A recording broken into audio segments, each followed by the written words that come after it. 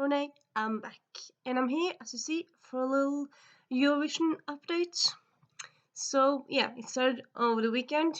I've read some books, DNF one, and started one. So, I have probably, well, actually, I have two that I'm currently reading, but yeah.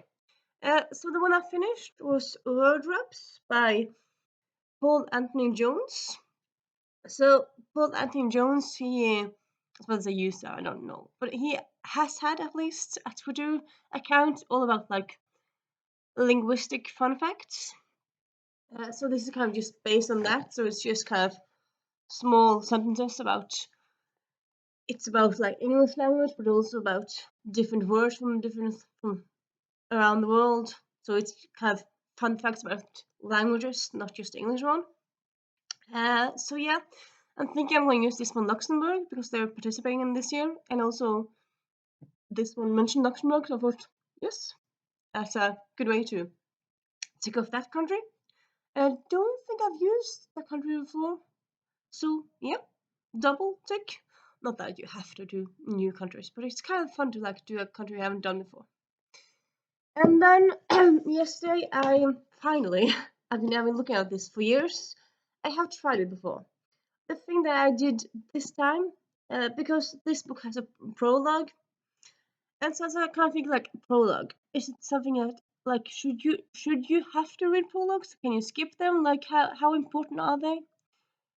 So what I end up doing, I end up skipping the prologue for this book, and I read like a few pages of chapter one. But honestly, even chapter one, I suppose sometimes prologue is kind of dragging, but it's just a prologue dragging. I think the main problem here, because like the idea is so cool. It's based off Julie Daubigny, which was a real life person. She had an amazing, cool, very cool life. So it's kind of great to like. It's a great idea to write a book based on her, because it's fictionalized, but it's based on her. But to me, the language was just too chunky. Like it didn't really feel natural. It kind of like sentence structure was weird. I suppose I don't know if that's because English is not my main language, but I mean, Mark Older, I don't know. I believe he's probably from the US or like from the UK. I want to check out in the back if it says what it is. Where is this Mark Older from? Author's note, blah blah blah blah. It doesn't say anything about the author, but like, yeah, the name kind of gives me a like US UK ID, though I don't know where it is from. But yeah, I tried. Like the prologue, I kind of in a way I've kind of felt like the prologue was a bit like very historical written. I suppose it's a historical book, but yeah. But then the first chapter, she kisses her companion Pavel to mark an end to their fun. He's a nice boy who she met in a fruitless quest for an audition at the Grand Opera. I don't know. It just kind of. I feel like it's also kind of a mix, like because I feel like language was chunky. Like it didn't really feel natural. I mean, it kind of felt forced in a way, but also it kind of felt like one of those books where you're just thrown into something, and that's something that's a big iffy, big no for me. Like, yes, books should have plot lines and should have things happening in them. Yes, but and also like a book.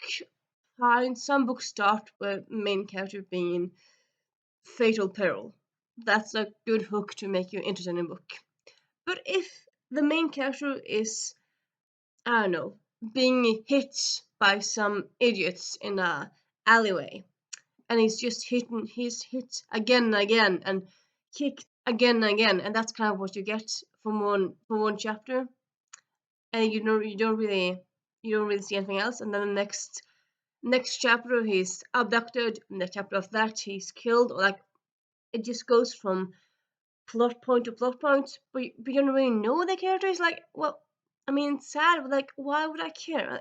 That's kind of the same thing here. Like, it went right into plot action. I'm like, this is not for me. I don't like it when it just drives into plot action.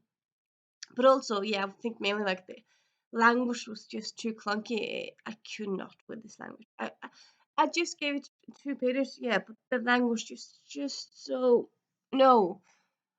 I had to start over again and over again. So yeah, sadly. I mean, I had this on my TBR for many years now, but yeah, now it's going to charity. Hopefully, someone else will enjoy it. Someone else probably will. I'm thinking. So yeah. And then I picked up a book from an author I've read before, and a bit sadly, it kind of gave me the same problems, not to the same degree, but it had some of the same problems. But yeah, the book is Fröken Solinas hemlighet by Sara Medberg.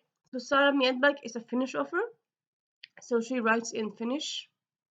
Does she write in Finnish or Swedish? Yeah, anyway, and her books are just started to become translated to Norwegian at least. I don't think they're out in that many languages. I think it's out in Danish, Norwegian, Swedish, Finnish, and Polish. I feel like it was. Yeah. But yeah, she writes kind of like historical romance set in Scandinavia or like the Nordic countries in the 1700s. So yeah, kind of cheesy fun. I read the first book last year, loved it. Like it was a bit cheesy, but also like it had different characters, and it was like both mystery but also like romantic, and I yeah quite enjoyed it. This honestly so far I'm like, oh my god, what has happened here? Because yeah, like honestly I like the prologue here better, honestly, but the first chapter is like boom, boom, boom. I'm like, I've just met you. Why should I care that you're being kidnapped? I don't know. Is this just a thing that's just bugging me? Maybe some people, other people like it because, well, I suppose it's not all the books. I think like quite a lot of books that happens, and I feel like that's at least to me that's kind of something that works very well in movies. Like, boom, a character you don't know they're in peril. Interesting, fascinating. But like the difference, or one of the differences between a book and a movie is in a book you have time to flesh things out. And honestly, also, I feel like if a movie had the same thing where they had lots of characters that were in peril, but you didn't really know them, I don't really think you would care either. Really, I think that's kind of I can't really come with an example there, but I feel like yeah, that's yeah. But yeah, I haven't given up on this yet because I love the first book so much, and like some first chapters are chunky, and then the second chapter is way better. So hopefully it'll get better. Probably will. Hope. Don't know if it will, but hopefully, cross my fingers that it will get better. Uh, Also, it's like not a chunky book. It is 250 pages, so yeah, I think I might read it, like finish it either way. Like, I know it's a bit weird because for most part, like if I don't like a book, if I don't jive with a book, I will DNF the idiot book. I will just drop it like it's hot. But if it's a short read, I'm like, well, it's a short read, so can you skim it? Or like, if it's a very short read, I'm like, oh, I might just read it like over a week instead of like over 2 days or over one day, one sitting. I suppose this one's just 250 pages, so I can just read it over 2 days because it's not a long book. But yeah, I feel like it's kind of different when you decide to finish a book, if it's a big book or not. If it's a big book, it's like you don't have time to read a lot and lots of chapters of a book you're not interested in. If it's a shorter read, it's lesser pages, less chapters. So it's kind of like, why not? At least that's kind of what I feel. And yeah, this one would be for Finland because the author is Finnish and also some of the characters, like some of the plots, takes place in Finland. So yeah. Movies. Yeah. Then I'm gonna decide to do the Mastering the Art of French Murder by Colleen Cambridge. This is a cozy crime set in France. So yeah, I'm gonna do this one for France instead of this one because I DNF this one. So I'm gonna do this one. Also, I got it like from library. I thought like, well, I had it from library. Why not just read this one instead? Because I bought it from library just for use to like example and video. I thought like, yeah, you know what? I want to read it. So yeah, gonna pick up this one next. And then other than that, yeah, I don't really feel like I have that much more to say at the moment. I actually have, yeah, I just got some books in the mail. So that's going in a book haul video that I think they were books I ordered for the eurovisionathon. So yeah.